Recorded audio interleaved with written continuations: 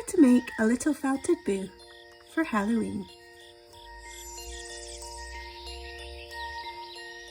Take about 5 grams of white carded batting wool. Take a pinch off, that'll be for one little hand, and another pinch off for the other. Now we're going to felt this into a cone shape. Fold over the top third of the wool over your finger and then roll along its length. This should make one bigger, fatter end and one thinner end here. Start pushing the needle through the wool. This is a large green needle. This is a size 32, and just begin stabbing through the larger end. I'm going to turn it and stab again, and turn it and stab again. Continue to turn and stab this until it's nicely firmly felted. I'll be using 2 of the same needles that I've put together with some polymer clay just to speed up the process. Also come in this way. This will be the top of the head of the boo. Then we're going to round it off by coming in this way and down this way, and also at an angle this way, and keep turning as you do so. Now this part is nice and firmly felted. We're going to come down in the middle here, right along to the end, and felt down and turn as we go. As there is less wool in the middle and at the end, this should then felt into a shape that looks like it's tapering off at the end into a point.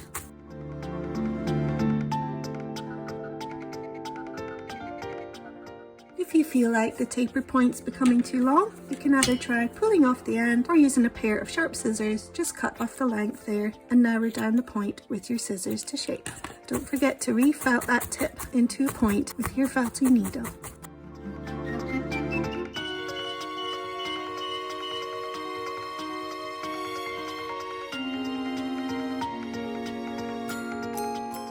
Now I'm just going to give it a rub around up and down its length with my hands. This is going to help smooth out the texture of the little ghost, and I'm just going to rub this part here on my hand to also smooth out the texture there. Now we have the main shape. We're going to make its little arms. Over 2 bits of wool that we popped aside earlier. I'm going to take that first one on my large felting needle. I'm just going to roll this up into a small roll there, like so, and then fold over one end into its center there, felting that down to secure.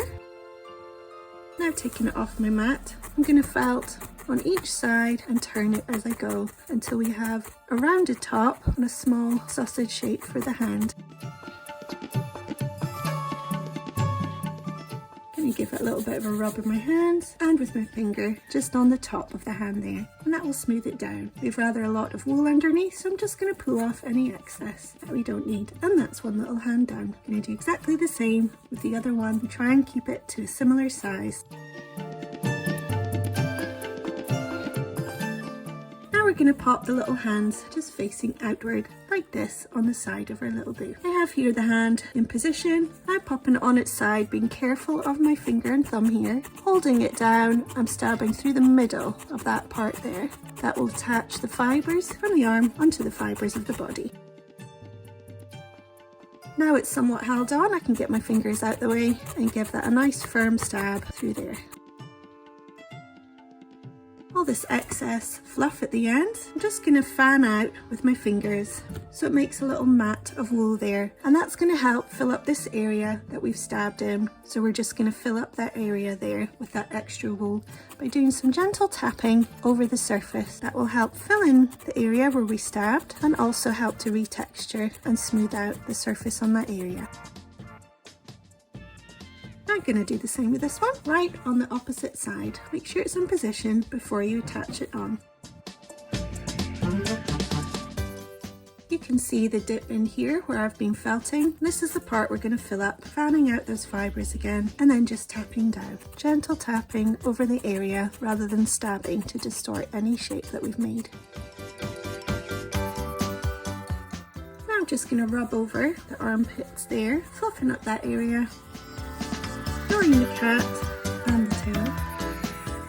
Now we've got that smoothed off a bit, I'm just going to give it a little bit of a twist on the end there. So I'm going to bend the end this way over my thumb and then pop it down on my mat to hold its position, and then stabbing through this way to hold that little swish at the end of the tail. You can also then bend it this way on the mat and felt in this way to further hold that position. I'm just going to give it a little twist at the end there. Continue to encourage that bend by just holding it in position, tapping or stabbing through that area will then hold the fibres inside, and it should just sculpt into that shape there. I'm going to add some eyes. I'm going to take a small bit of some black carded felting wool, taking a small pinch off there, and rub that between my fingers and thumb until I get a little ball. Squash it as much as you can into that little ball shape and pop it on your mat. Now I'm going to take another piece of wool and try and get one the same size as the one you just made. Now I'm going to take a medium-sized needle. This is the colour-coded pink needle from one of my packets, or the Gauge 36. Picking up one of the eyes on the tip of the needle, I'm just going to place it on the side here. I'm holding it down with my nail, or you could use a toothpick to hold that down as you're felting that in. Some gentle tapping over the area. Leave a nice little black eye on one side. I'm going to do the same with this one. Pop it well over here because I'm going to go for a little kawaii look on this little boo.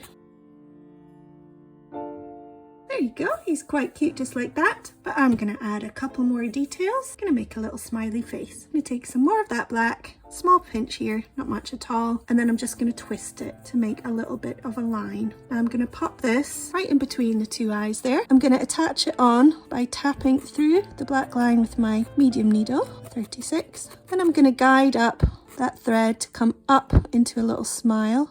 I'm going to do the same with this side. So you're just doing some stabs, guiding it up into that little smile there. It looks a bit messy at the moment. I'm just going to go over it, and the more I tap it in, the more those fibres start to come together and into that smile.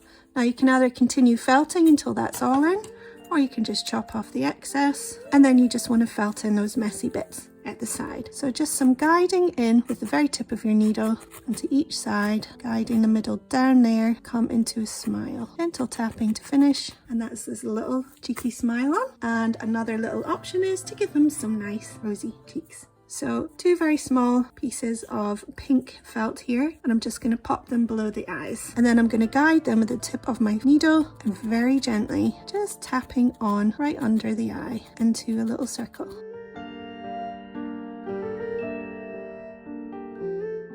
I'm going to do the same on this side, try and keep it in the same position and the same size. And there he is, our lovely little cute kawaii Halloween boo, all ready for hanging up somewhere, or maybe just hiding around in the house to find. Boo! You can of course experiment with different faces. Here he's got his little eyes closed, but he's still smiling. You could choose different expressions to give him and make as many as you wish. I hope you enjoyed this tutorial. For more tutorials, please visit my website at littleblueartworks.com, where you'll also find mini kits, larger kits, and up and coming workshops. Thanks for watching.